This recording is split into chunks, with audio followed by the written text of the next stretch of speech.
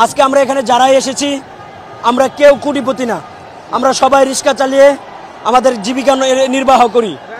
আজকে পেটের দায়ে ফ্যামিলির ভরণ পোষণের কারণে আমরা অনেক শিক্ষিত ছাত্র সমাজ আজকে রিক্সা চালাই। লোক লজ্জার ভয়ে আমরা বলতে পারি না।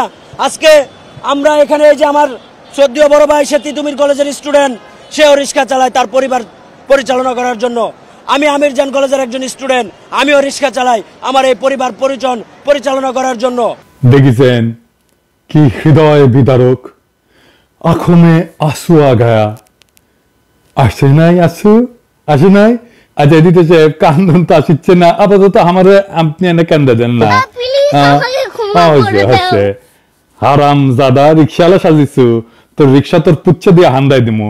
এর নাম আশরাফুল খান। এই যে দেখেন ছাত্রলীগের খিলক্ষেত 43 নাম্বার ওয়ার্ড শাখার সহসভাপতি, যার নাই কোনো গতি সে হয় সহসভাপতি।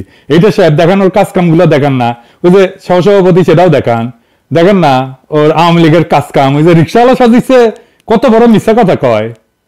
সেনাবাহিনী ওরে ধরেন, আগে রিক্সালি ঘর খায় সিধা করে দেন, আর রিক্সাওয়ালা ভাইরা যাত্রার কথায় নামেন না রাস্তায়।